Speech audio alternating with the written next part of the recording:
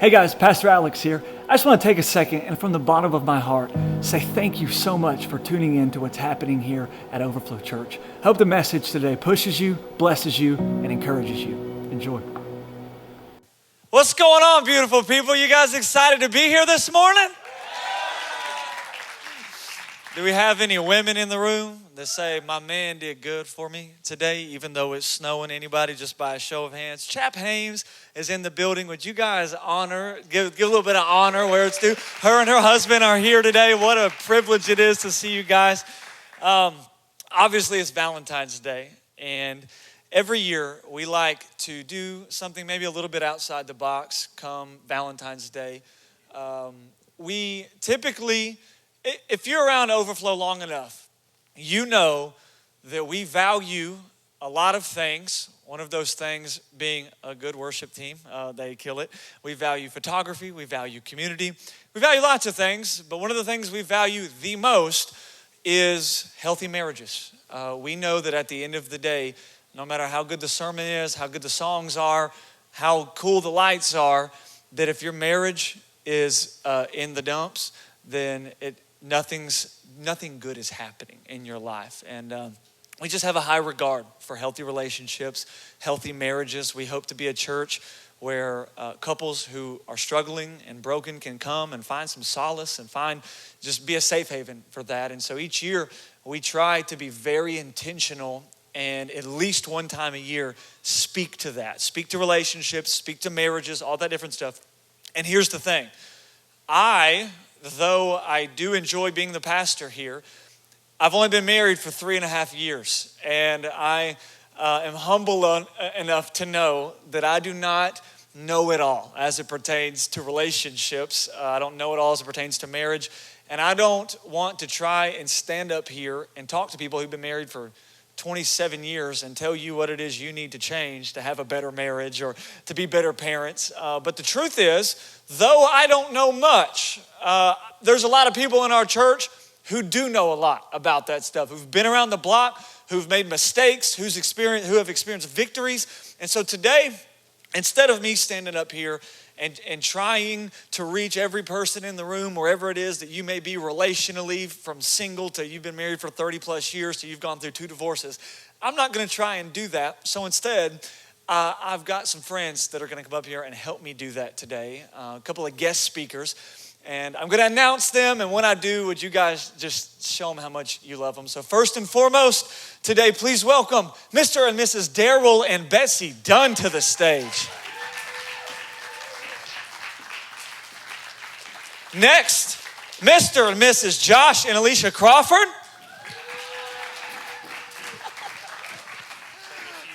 Next, my wonderful, beautiful, fantastic wife, Miss Samantha Gallion. You're supposed to get the loudest on that one. And then I'm actually not even going to be leading this discussion. I'm going to be a part of it, but also would you welcome to the stage our host for this morning, Mr. Jesse Turner. Oh, good morning. Thank you for joining us today. Guys, please, as I am host, please don't make me Steve Harvey this conversation. Please don't say anything that will get shocked. We do have to post this on YouTube later. You got it. Okay. We can't use the 9, so we have to use the 11, okay? Wow. So, I have my pink note cards. I have drawn the hearts on them myself in theme of Valentine's Chelsea Day. didn't draw those. No, you can tell. Okay, yeah. For sure. So let's start with Pastor Alex. What's the idea behind all the feels? Where did this come from? Sure, so I didn't even tell you that. That's the theme for today. It's all the feels. And if you're taking notes, and I know some of you are going to think, this is not when I normally take notes because it's not a sermon. There's going to be things set up here today that you're going to want to have. You're going to want to go back, especially our singles. If you're not married and you're not taking notes and stuff like this, then why are you praying for God to send you your bae? You know what I'm saying? You should be in faith. You should be taking notes about stuff like this. And so I want you to go ahead, have those notes ready, be writing some stuff down. But the theme for today is all the feels. Because if there's anything that embodies the idea of Valentine's Day, is that you experience all the feels, whether that's because, sad feels because you don't have anyone to celebrate Valentine's Day with yet or not, or whether it's good feels because you woke up and they cooked you breakfast and had chocolates and flowers made.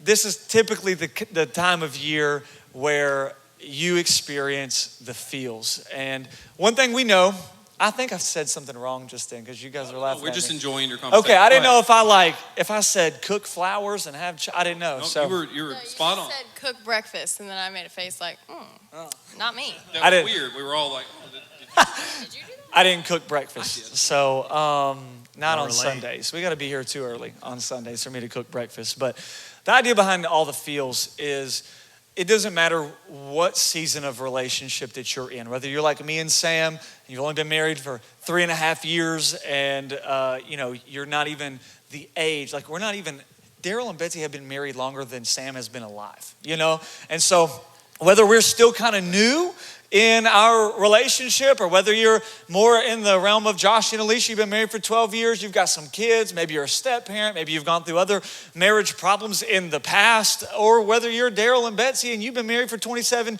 26 years and you're setting the bar for all of us, our hope and our prayer is that no matter where you're at, we want you to experience the feels. We want you to enjoy your marriage, to be best friends with your spouse, and early on, and there's a reason we have these couples, is because we do represent different stages of life. And so, whether those feels are like, I'm so happy to be married, and you're cuddling, and you guys know how it goes when you first get married, when you're in a relationship, or maybe a couple years down the road, you experience the feels because, your spouse had the dishes washed before you walked into the room, and now all of a sudden you're like, I love you so much. Like, thank you for this, because I've had a horrible day and I thought I was going to have to do this and now I don't.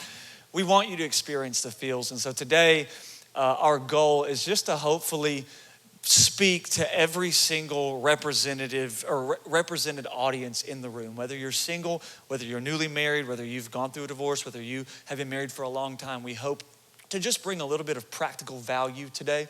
As you can see, I'm not starting out with a Bible verse. Now, there are going to be verses mentioned because this is church. And is it actually considered like church if you don't mention some Bible verses? But a lot of this is just going to be our stories and some practical advice that hopefully you can identify with and know that if you're struggling, you're not alone. And if, so I hope that this is great. But that's the idea behind all the feels. Thank you, Pastor Alex. So that we can get to know each other a little better, so the crowd can get to know us as well. We're going to take turns. So for one person of each couple, if you will just tell us how you met. And I don't mean like the Valentine's story of how you met. We're all on Facebook, like we see that garbage. What I want to know is the real how you met. So where were you at in life when you guys met? On Sundays, were you in bars or churches? Like, where were you at emotionally, mentally, all of those things. So if we could just get one person from each couple, and let's start with the Dunns.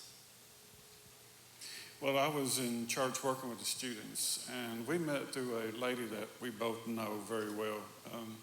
I was at her house hanging out with her kids outside playing softball with them. And Betsy was there, and I didn't know she was there. She was inside talking to her. Of course, Betsy had gone through a bad relationship and just got out of it. So she didn't have a prom date for prom. So this lady come out to me and asked me, or she didn't really ask me, she told me that I was taking her to prom. So, I did. And ever since prom, we've been together. Now, I did say one person. I do want to hear from you, Miss Betsy. You do? Yeah, go ahead. Sorry. I was laying out the rules, but you did say some good stuff last time. Go ahead. Yeah, I just come out of a bad relationship. I was probably at one of the lowest points of my life. Church and God was not in my realm in that moment of my life. I was just sort of rocked once I wasn't in a relationship, and I just knew that I was going to have a prom date, but I wound up with a prom date. So here we are, still together. Fantastic. Josh and Alicia? Well, I want to kind of rephrase from the 9 a.m. Yeah.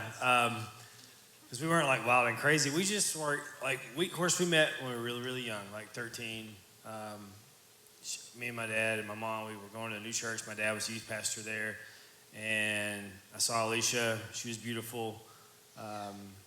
We did talk for a little bit. She broke up with me, obviously. I'll go ahead and say that. I listened to Boys to the Men, like Boys to the Men. Boys to Men. I don't know where that came from. End of the road. Like after the breakup, yeah, it was over. It was end of the road. And I cried all the way home. I did. I cried. It was a very sad day for me. But it's a good thing we broke up then. I don't think she would have survived me after that. So God definitely had a plan. But when we reconnected later on in life, I was in a weird place and just trying to, I called her up. We talked. We always called up every few years or whatever anyway. So I called her and was like, hey, I got an extra ticket to this show. A buddy of mine was supposed to go and he couldn't. And that wasn't even true. It's a total lie. I started our entire relationship on a lie. Shows you where I was at the time. But I was just like, hey, I got this extra ticket. And she was like, well, let me check my calendar. I knew that was a no. Like, that's a hard no. Like, well, not really a hard no. It was a soft no. It was like, let me check my calendar. I'm kind of busy. But as soon as she said it, I was like, never mind. Like, I was just like, never mind. She's like, no, I'm free. So we actually went there together, and we have been together ever since that moment. So that's how we reconnected later on. Anything you want to add to that? Well, you saw my whole story.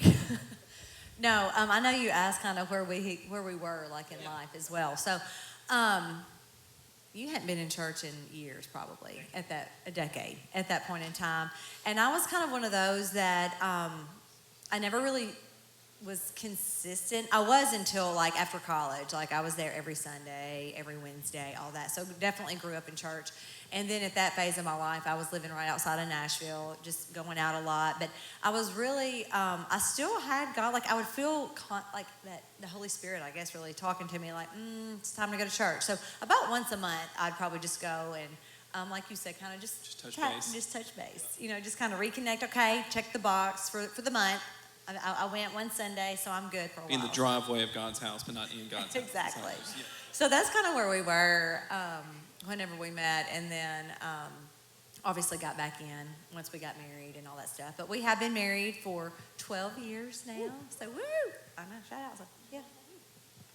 Pastor Alex, My wife is inherently one of the most intense rule followers that I've ever met. And she literally leaned over and she said, follow the rules. You tell this entire thing. One person per couple, Alex. You will follow. And I was like, you got it. So I'm just gonna tell this, and then I'll let her, she'll speak as well here in a second. But just to let you know, I'm not gonna be doing all the speaking today. But when we met, Samantha had just gotten saved maybe a year before that. She didn't really have an extensive background in church necessarily, but she was really interested in God, and one of her close friends, his name is Miriam, I was on a ministry team with her, and we were hosting a conference in Pigeon Forge. Pigeon Forge.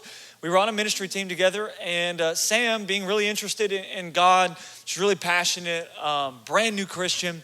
She was like, man, I want to go to this conference that Miriam is at, that she's on this team that's helping throw it. And so me and a buddy of mine were good friends with Miriam, and Miriam told us that one of her friends was coming, and we were single, and so we were like, what's her Instagram name? And we both went and stalked her on Instagram pretty immediately and realized, oh my gosh, she is so gorgeous. And so I followed her. I didn't get a follow back for a long time. Crushing. But she did come to the conference, and it was my friend initially who was interested in her. And I was like, yeah, I'll go with you. I'll be your wingman. Like, truth be told, I understand that there's a lot of other men that are better looking than me, but I've always had the ability to carry good conversation. I've always been the guy that, like, when they get tired of the good looking guy who doesn't have a good personality, I swoop in and I'm like, hey, here I am also. And so I went with him. That wasn't my goal, but I went with him, and he's trying to talk to her, and the conversation's going absolutely nowhere. And then I kind of come in and then he leaves. And it's just me and her talking. And by the end of the conversation, I'm thinking, there's potential here. And I didn't see that coming. And so, but at the same time, she didn't live where we lived. She still lived in Ocean Springs. And, you know, we lived in Hamilton, Alabama. That's like 5.5 hours apart. But because God is sovereign and good to me, a couple months later, she decided to move to Hamilton. And so when we knew, my friend and I knew she was moving, I initiated a conversation with him. And I was very honest and upfront. And I just said, man, you were the one that was interested in her. But if she's here for more than 2 weeks and you don't spit some game and you don't try and take her out, then I am going to. And I am not going to apologize for it. Quick side note, could you explain what spitting game is for the audience, just real quick? Spitting game is the millennial term used for trying to get a girl to go out on a date with you and be impressed with you by saying funny things and probably being a little overly confident you guys most got of that the in time. the sermon notes, right? Yeah, and I was a little overly confident. In fact, she didn't even like me at the beginning because I portrayed maybe some cockiness in the beginning. You know, it is what it is. We have our ups and our downs. Everybody does. She moves to Hamilton. My friend actually had just gotten another girlfriend. I mean, like the week before. Won't he do it? And I'm like, God is good. Like, I've been tithing. That must be what it is. Like, he came through for me. And so when I found out he was dating someone, I said, all right, bro, I'm going to go for Sam. Well, little did I know she already had a boyfriend. But did that sway Alex Gallion? No, it did not. She wasn't married. And I thought, there's nowhere in the Bible that says you can't try and get a girl to break up with her boyfriend. I mean, if they're married, you know, like there's some lines there. But if they're dating, where does it say God honors dating? I don't know where. So being a young immature guy is what I was going to say. I'm hanging out with her and her friends, and she shows me a picture of her boyfriend, and it catches me off guard because I'm like, wow, I didn't factor this into the equation. I didn't know this was a roadblock I didn't see coming. And kind of out of nowhere, I just said, oh, he doesn't seem like your type. You should probably break up with him. This was my second time hanging out with him. Second. I had no idea who this guy was. Hey, praise God. 2 weeks later, she broke up with the guy. I took her out on a date. We ended up getting engaged. We're married. And now we're at Overflow Church, and I love my wife so much. So there's our story. Solid landing. Yeah. Solid landing. Questionable for a moment, but solid landing. Now, Alex and Sam, compared to the other couples on stage, you two aren't very removed from like the dating life. You know, I didn't write the question. He's the one that threw him under the bus. But what dating advice do you have for non-married individuals that are here online? This was actually a sermon he preached not too long ago, the one before the one. If you haven't watched it, go watch it because it's really good. But it's something kind of like what he said, but to stop praying for the one and become the one. So like stop praying for that person to be everything you need and like be everything that person needs. You know, like work on yourself, work on your spiritual, mental, physical health, and really get grounded in the Lord before, you know, you really try to seek out that one or whatever. And don't be so picky. Like, I know he's about to say something and I don't want to take it away from him, but like the list, like I went to ministry school with a lot of girls who like had this huge list of, he has to be this tall, this height, well, same thing, height, tall, whatever. But like he has to be this good looking, he has to cook good and all this stuff, and it's just not worth it. Like God's going to blow your mind anyways, and he's going to exceed your expectations. I know he did for me. Even though he says he's not good looking, he's great looking. I love the way he looks. But yeah, so I would say, yeah, work on yourself, you know, like, and don't stop working on yourself whenever you do find the one. Like, still go to the gym, still eat good, still, like, make them impressed with you, you know? Like, don't just let everything go and be like, they love me. They might not, you know, whenever you just let yourself go. So, yeah. Yeah, she said a little bit of what I was going to say, but I think, no, you're good. Just my 2 quick words of advice to anyone that's dating or that wants to be married, or I don't know, maybe you're engaged, but you're not married yet, whatever. It would be, and this is so opposite of what you're going to hear most people tell you, but it's exactly what you said, rip the list up. Rip that list up. You have all of these preconceived notions about what your husband or wife must look like, what they must dress like, what kind of music that they have to like. They have to be able to cook. They have to love this band. They have to go to this church. They have to do this. They have to be able to sing spontaneous worship music. They have to be able to preach. They have to be able to change a tire.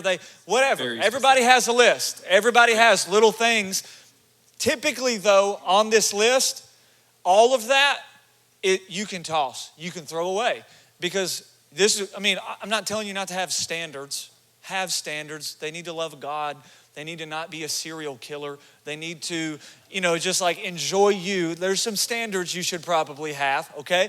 But at the same time, they don't have to dress in a hip style versus of wearing boots all day long. I mean, like that is so non-important. 10 years from now, 5 years from now, none of that's important. So all this unimportant stuff that the world tells you you're supposed to have in a spouse, rip it up, throw it in the garbage can, and just say, God, whoever that person is, I'm ready. And make me love them, help me to love them, in whatever way I can. And then my second word of advice, and this one is specifically to it's like such a Christian thing that you have to say, but like to our singles in the room, this is specifically to y'all. If you're wanting to get married or be in a relationship, go on dates. And I know someone's like, but I'm waiting on God to send me the one. Well, let me tell you, I have heard 0 stories of someone walking through Walmart and all the lights going dark and a spotlight coming on someone and God saying, Susan, that's your husband. That doesn't happen. You know what Susan did? She went out on a date with a guy and she enjoyed it and they got to know each other and they had Valentines and they went to the movies and they hung out with friends.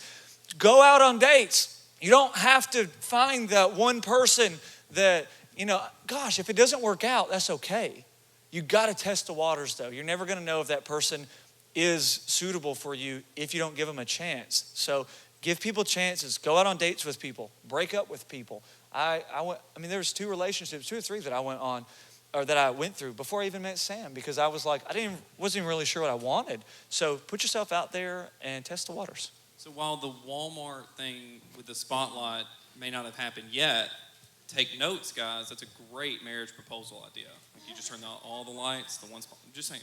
It is. So, Josh, first off, long time no see, man. I feel like I hadn't seen you in a long time. I know. We were just spending all day together. How was the chocolate-covered turkey stick? The chocolate-covered turkey stick was the nastiest thing I've ever tasted. I really almost threw up. Some great warm-up stuff today. Bad. But Josh, as we've mentioned before, and you've talked about, you've gone through divorce. What have you done differently in this marriage to keep it healthy? Well, I want to say divorce comes with a pretty big stigmatism. Because when I tell people all the time, I've been divorced, and they're like, oh man, I've been divorced twice. They're like, ooh. Like everybody just looks at you kind of weird. They're like, oh man, that's terrible. You must be a really bad person. Or, there's like so many things that come with that, and I struggled with that insecurity. Even when I met her, I was like, this is never going to work because I have all this baggage. Because not only when you get married, you bring in a lot of mess that you're not even aware of yet because you've been with yourself for so long. You don't even know like how much baggage you bring in just, by yourself. I had the public baggage as well. I had 2 ex-wives. I had a child with each one. So that was really, really, really messy. And I did give her the out after we got engaged. Like, if you don't want to do this, I get it. Like, I didn't know how hard it was going to be. I just knew it was going to be hard at times. It was really going to suck, because you're trying to manage all those relationships. There's stepkids, there's ex-wives, there's just all this different stuff. And even today, like this happened at the gym 2 weeks ago. Somebody asked me about like being married before, and I said, I've actually been divorced twice. And they were like, oh. They didn't even want to talk about it anymore. And I was like, it's okay, man. Like, I'm not embarrassed about it. I mean, it just happened. Contagious. Yeah, I was actually divorced twice in my early 20s. And they were like, whoa, like, that's even way worse, like they were, it's hard for people to even understand that. But the thing that I've had to do different, obviously following God was the key.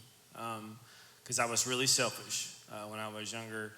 I had this idea in my mind that growing up, it was like you go to work, you provide for your family, that's all you have to do. And there's this idea in America where when you get married, you just start going to church. That's what we did eventually. But there's this idea that I was chasing money. Like just chasing money, working hours and hours and hours. And I was burning through relationships because I wasn't giving anything to that, like nothing. I gave nothing to it. I got what I wanted out of it. And like you provide financially, that's all you have to do. And God's humbled me in that. God's humbled me in so many ways in that area of my life. But once I stopped, now granted, a lot of this doesn't have a whole lot to do with me either. Like she's a huge reason we are still married because like 12 years of Josh Crawford is tough on anybody. Like, so you have to give her a lot of credit because it's just hard to deal with me sometimes. But man, our marriage has a purpose. It's not for us. It's for other people. It's for God. Like, it's not for us. And once you figure that out, once your marriage isn't about you anymore, once it's not about your kids anymore, where it's all about that, everything right in front of you. When you realize God has a purpose to use your marriage to reach other people, then your marriage has something you can thrive on. Like, really. Like, until I figured that out, we wouldn't have made it either. To be honest, we would not have made it if all we would have done is attend church. Promise, not have made it. Because I can destroy anything in front of me if I really want to. I have a capability of that. But God reached us and got down in us and is living through us. And like now our marriage has a purpose. And like that's what changed. God changed us and like our marriage thrives because of it. So that's the difference. Daryl, I hadn't heard you talk this long in a long time. You're usually very talkative, so I want to take it to you guys. Remind us again, now, how long have you guys been married? 26. 26 years. Now, you both counseled other couples and have sadly witnessed some not make it. Can you give us some insight on what that has, how that has impacted your own marriage? Well, marriage is hard, and we know that, and it's a struggle for a lot of people to understand what to do. We look at it as giving 100% into the marriage. If you're not giving 100% to your marriage, it's not going to work. This 50-50 that they talk about putting into marriage, you might as well throw that out the window. Because there's going to be times that you're going to have to build your spouse up, and then your spouse is going to have to build you up. There's no doubt about it.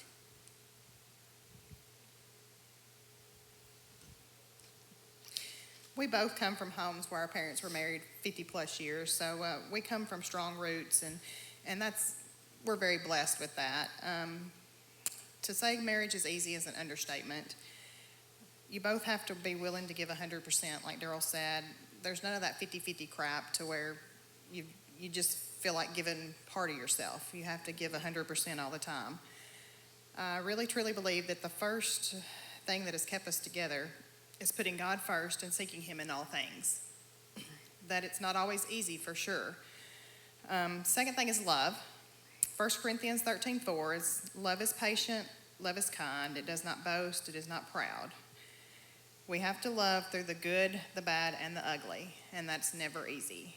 But you just have to put your faith in God and just keep pressing on. Daryl and Betsy have been together 26 years, but Alex and Sam, you guys have been together 1,000 of days, And so I don't want to ignore what you guys could bring to this conversation.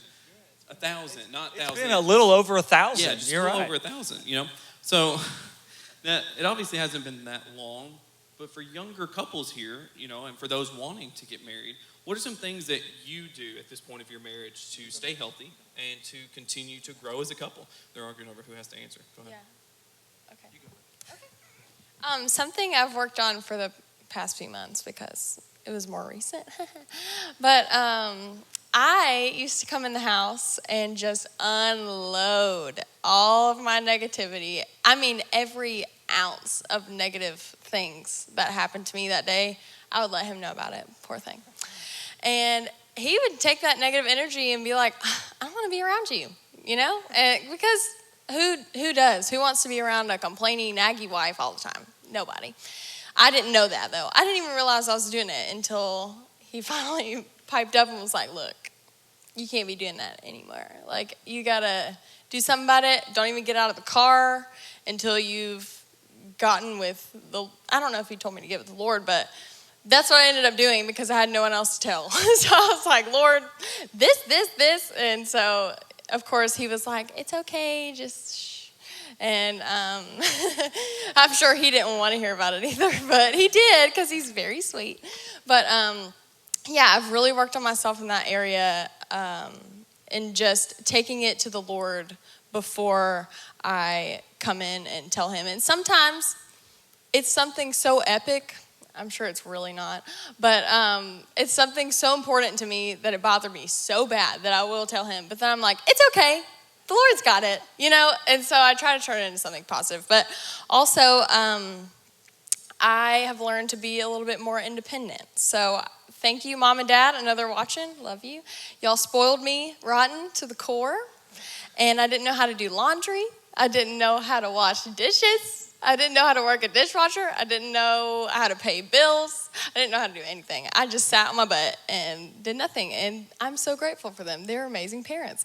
But in the real world, whenever you become a grown-up, it's really hard to learn all that by yourself. And so I remember the first time he asked me to go pay a bill, I was like, nope, I don't know how to do that. He was like, all you do is give them the envelope. I've already filled it out for you. Nope.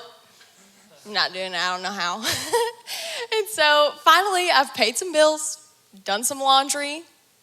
Shout out to the laundromat in Martin because we don't have our own laundry. What is it called? Washer and dryer? See, I don't even know what it's called. Huh? I told you. But yeah, so I've learned how to be more independent, thankfully, because of his stern talking tos. Talking to me. She makes me sound like a dad because of his stern talking. Really, he had to be. It was good. It was a good thing. Okay. Yeah. Just making sure. Everyone's like, what does he say to her?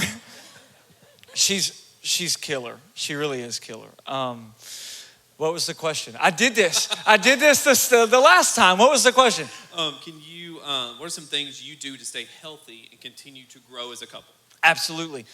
You wrote these questions. You know that, right? Do what? And you wrote these questions. Oh, yeah. No, for sure. Well, me and Josh wrote them together. So maybe he wrote that one. I'm not sure.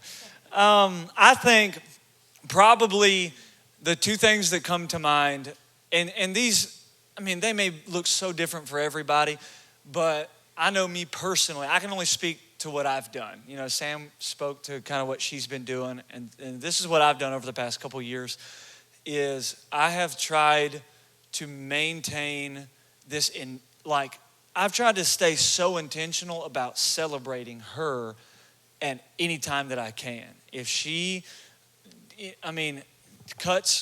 colors someone's hair and it looks really great, I'm sharing it on my story, and I'm making sure people know my wife is freaking awesome. I'm complimenting her all the time. In fact, there came a point in our relationship where I felt like the Lord was saying, you need to be more vocal with your wife. And for someone sitting out here, you don't need to assume that your spouse knows what you think about them. You don't need to assume that your spouse knows how pretty you think she looks. You don't need to assume that your husband knows how appreciative you are of him. If you don't vocalize that, they don't know because it's never said. And so it's been about a year and a half ago, the Lord was just really intentional in reminding me, hey, be vocal with Sam, celebrate her right now. And so now it's muscle memory. I don't even think about it. I do think about it, but it's so normal. Just that constant verbal affirmation. You look so pretty today. You are, you're my best friend. At the end of this, I'm going to give her a hug and tell her how great she did. I'm going to celebrate her. But not only that, I celebrate her publicly. And I say this because we live in a society of social media. And if you share things on social media all the time, and it's pictures of you and pictures of your children, but it's every 6 months you post a picture of your spouse, there's a problem with that. We should be celebrating our spouses. We should be their number one fans. And so even for me, I've tried, and if you follow us on social media, you know I do it all the time. And it's not just because she is beautiful, and I do love, I don't want it to sound weird, but I'm very proud that my wife is beautiful, and I love talking about that. But like, I post stuff like that on purpose. I put it on my calendar. It is on there at least once every 2 weeks. I'm going to post something about Sam because outwardly, I want her to know how much I love her and appreciate her, and I want to say it in front of other people. And if you're posting other stuff and you're active on social media, but you're not willing to post about your spouse, then there's a problem with that. We should get better at that. And so that's one thing that I've done. And then the second thing would be apologizing. I am historically not good at the phrase, I am wrong. I was wrong. My parents are in here. They know it all too well. I have never been the person to admit wrong. I was never good at saying sorry. And the thing that Sam is the best at is saying that she's sorry. And there was a long time in our dating life and even our early marriage life where every time we argued, every time we got in, not a physical fight, but like a marriage fight, every time we fussed at each other, she would be the first one to say she was sorry every time. And there came a point where she just had to have a conversation with me, and she was like, I don't feel like you've ever owned anything that you do wrong. Like, you let me own it, and then you say you're sorry, but I need you to learn how to say you're sorry first. I need you to learn how to apologize first. Be the first person to repent for saying that thing or doing that thing. And so over the past, probably still about 1.5 years, 2 years, I'm not perfect by any stretch, but I know that I've gotten better at being the person who's willing to say, baby, I'm sorry, I was a punk, I'm wrong, will you forgive me? I love you. And then I give her a hug, and then she's always like, yeah, I forgive you. Saying I'm sorry and apologizing has been big. So in your notes, I'm sorry, I was wrong, I was a punk. So those 3 things. How to save a marriage, how to have a healthy marriage. So speaking of apologizing, this is something I was looking forward to because this could be really good. One person from each couple. I want to hear about your worst fight. But this has to be a resolved fight because there's snow going on outside. I want to eat lunch eventually. Let's not hash out the current fight. Fair? Fair? Yeah? Okay. So one person from each couple, tell me about the worst fight that you ever had. Daryl and Betsy? We discussed it. Took us a little bit. We don't really remember our last fight, but we came to the conclusion that we're pretty sure that it probably had something to do with my mouth. I love the statement. We came to the conclusion that it was probably, I love it. Sam? Alex and Sam? It's my turn. Our biggest fight was actually in Manchester, England, which is kind of cool, I guess. International. But yeah, pretty crazy. It was that epic. But I historically have a problem with being late to everything. I've gotten a lot better, except this morning I was late. So whenever he said, don't hash out a current fight, I was like, okay, well. But so we had only been married like not even a month. And I was so late that our whole team had left us already and like went to the location we were supposed to be at. And so he was giving me the silent treatment, and we were in the elevator, and I was like, what's wrong? And he's like, are you kidding me? We're so late. All of our team left us, blah, blah, blah. So he was just, letting me have it. And then we were actually in the streets of Manchester, and that's a really big city. We were like 10 feet apart and just screaming at each other, like going at it. I don't even know what we said, but. Literally downtown. All of these British people. Yeah. Walking Americans. around us. It's exactly Yeah, like those Southern Americans. But yeah, so. Do you have anything to add to that? I think that's it. Oh, Yeah, sorry. I can't let that. Sorry, Follow the rules. Follow Follow the rules. Josh and Alicia. Some of you have already heard this story. I said it back in our relationship series last year. But we talked about it actually for a couple of days as well, trying to figure out like what's the worst fight we ever had. And I guess it's just the one where we were into an argument, and I don't remember what it was about. I have no idea. I just know she's really good at like getting mad and getting okay really quick. I'm not. Like, it takes me a little while to like calm down. Because she can be like, hey, where are we going to go eat? And I'm like, I'm still mad about earlier. So you give me a minute. But we were kind of arguing back and forth, and she was leaving. And I have the uncanny ability to just one more little shot. Like, I like to just shoot one more arrow over there and like, get the last word in. And I don't know what I said. I'm sure it was awfully rude. But I said it, and she'd already went in the hallway. She come flying back out of that hallway, man. Like, and I thought she had something in her hand, and she pretended to throw it at me. And I, like a girl, I flinched bad. Like, I was like, oh, don't hit me. And then she felt bad. She's like, felt sorry for me. Oh, I'm sorry, Alicia. I'm breaking the rule. Go ahead. Let me at least defend myself a little. I would never throw anything at him. But I felt so bad after I did it. But I did the full on, and he ducked so hard. And then I was like, oh, he really thought I was going to throw something. So I was like, I'm sorry. I felt so bad. But really, when we were trying to think of something, I guess the good thing was we really had a hard time thinking about a true argument. And so we really do forgive easily, and that's one thing I feel like that has been great about our marriage is that we both can really say, I'm sorry, and mean it, and move on. You have to be able to forgive and move on in a marriage.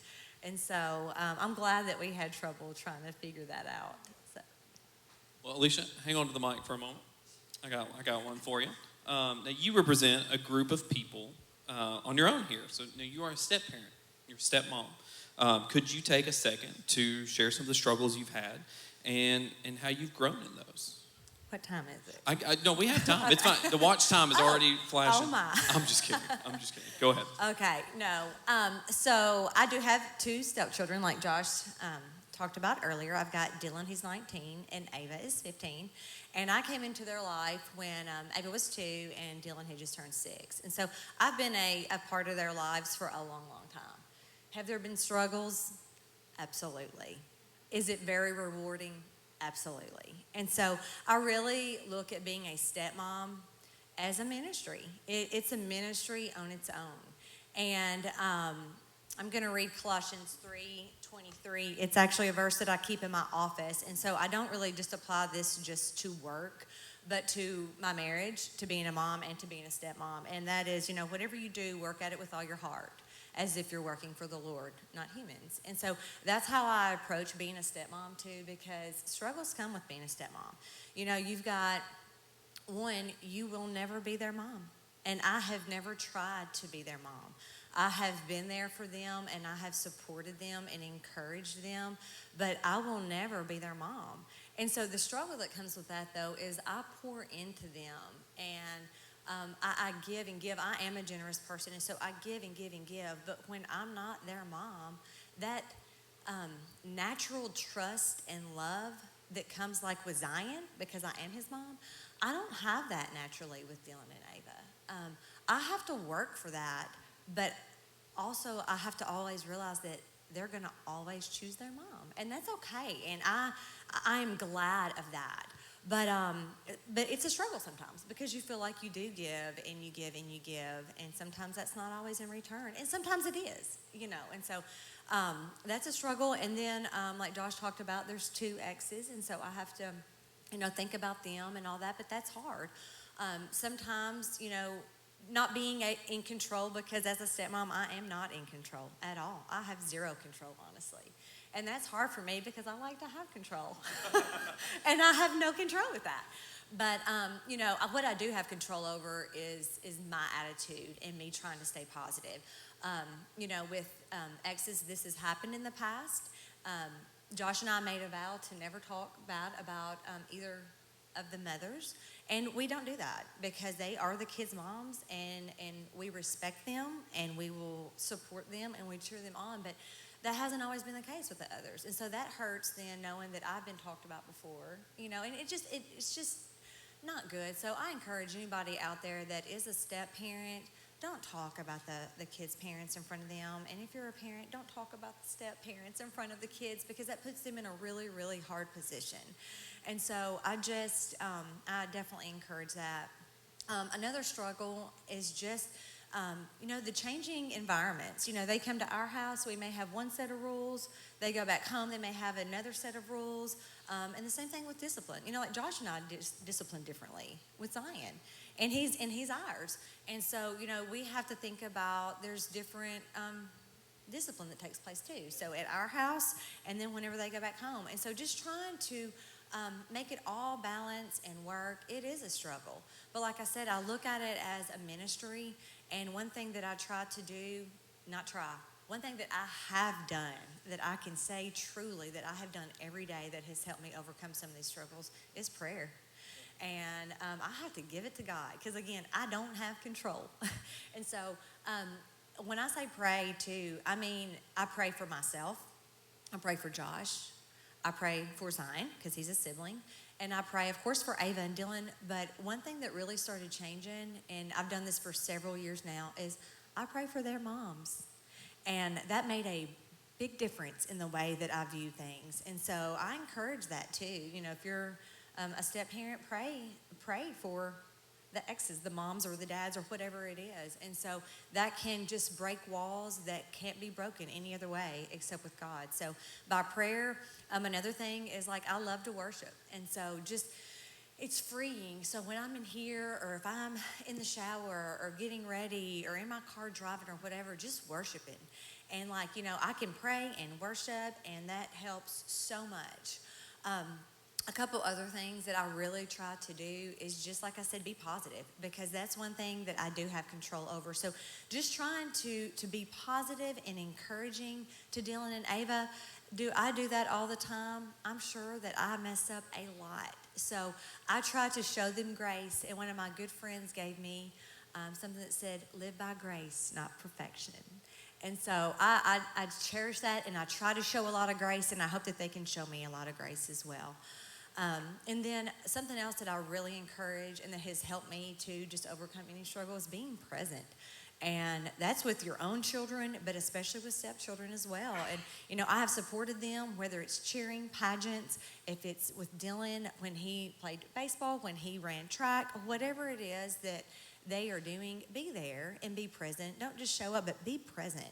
Engage in their lives. Ask them questions, talk to them, listen to them.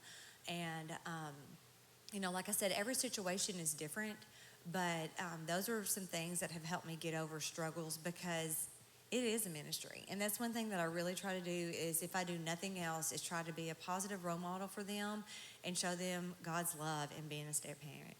Yeah, if I can pile on for a second, I heard a counselor describe it perfectly.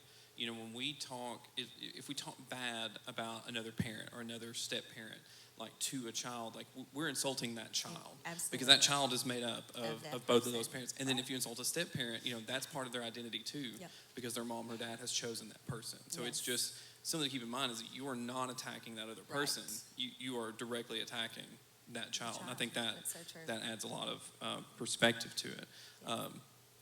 Daryl and Betsy, part of your story is that you don't have children of your own. Would you be okay sharing a little bit about that? To say that we don't have kids is an understatement.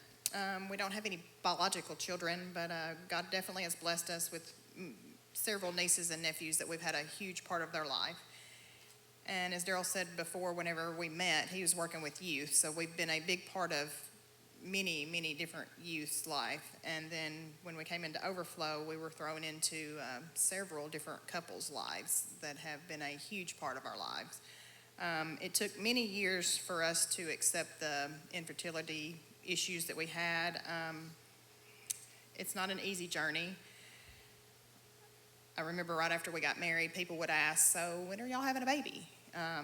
That's just something that comes with the territory, but it's not an easy question that people ask, and they bombard you with that right after you're married. Years went by, and people would still ask, but by then that they knew that there must be issues, so they would be a little bit more discreet about it.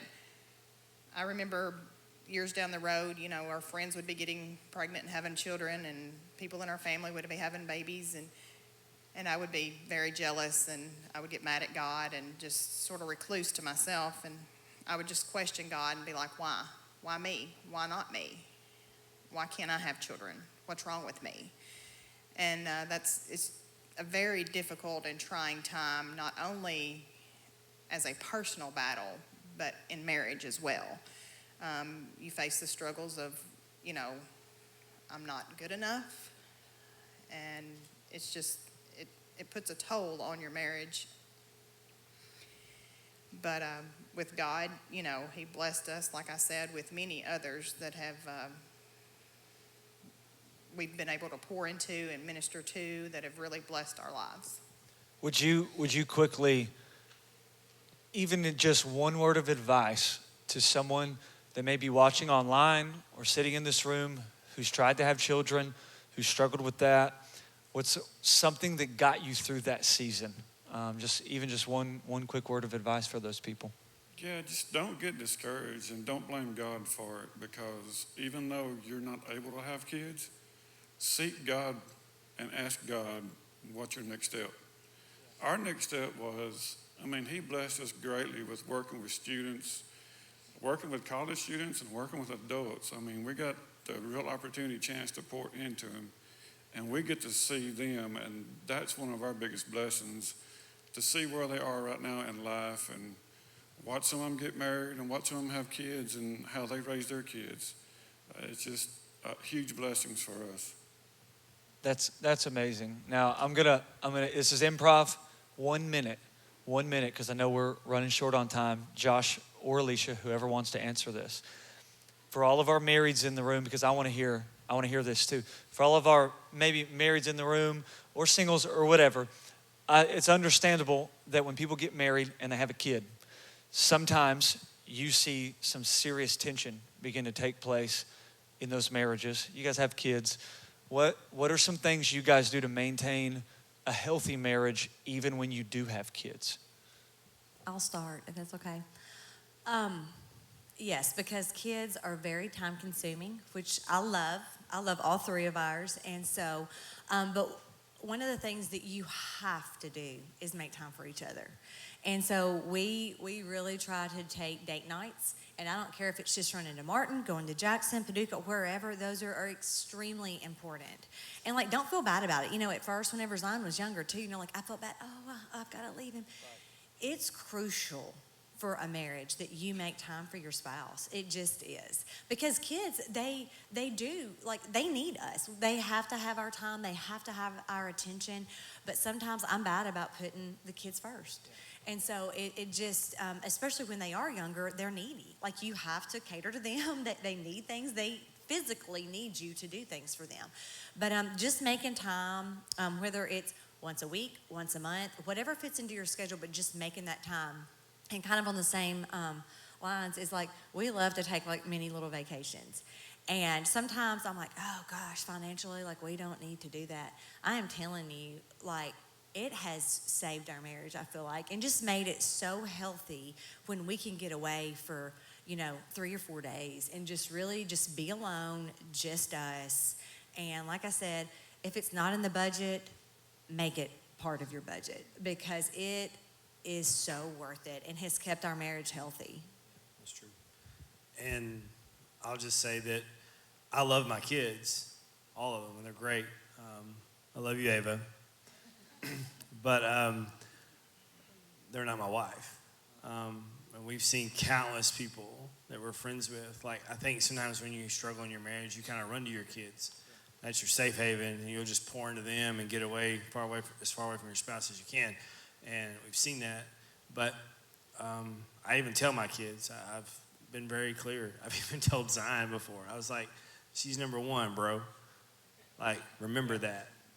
You're never going to be, she's number one. I always tell them, because they need to know that before they try to divide us or think they have any kind of like, wedge some space in there, but I always let them know that because I just never I don't want to live vicariously through my kids either. I want them to do their thing. I want them to make their own path, go their own way. And it's important, man. You got to be present, and I want to be. And I'm not always real great at that. We're so crazy busy sometimes. When we planted this church, I'll be really transparent. When we planted this church, that was my biggest failure as a husband. Like, I was gone way too much and doing way too much ministry and not home enough. And our marriage suffered for it. We had to start really being intentional with, like, how to do this, and, like, spend those weekends together and go on trips and do those things because we weren't. And we had to learn that, and that was really important because even in ministry, you can get way too heavily involved in ministry and forget you have a spouse at home and kids at home who need you. So it's one of my only really regrets about ministry, period. It's like you just feel like sometimes, because it's a good thing, you can just like go too far. But yeah, being present, but also making sure, she's the priority. Your spouse has to be the priority. Kids are great. I mean, they are great. Kids, you're going to love your kids, and they're going to hurt you, and they're going to love you back at times. It's back and forth. But your wife is the most important piece of that puzzle. So realizing that, because I think sometimes you see it like on social media. We just post about our kids, post nothing about our spouses. You know what I mean? And that's not a good thing. So, Well, thank you guys. This has been valuable. I'm taking notes. Would you guys stand up on your feet and just let them know how appreciative you are of them jumping up here and bearing their souls and failures and all that stuff in front of everybody? As the worship team is making their way up here and as they're making their way off, today we want to take an opportunity here at the end, and everyone that was up here, they're just going to spread out down here across the front of the stage. And we want to give you an opportunity if you need prayer. Thank you guys so much for tuning into the message today. Hope it was meaningful to you. And if it was, be sure to subscribe to Overflow Church's YouTube page. And if you want to give into the move of God happening here at Overflow, you can do that through our website or through our app. Hope you guys have an incredible day.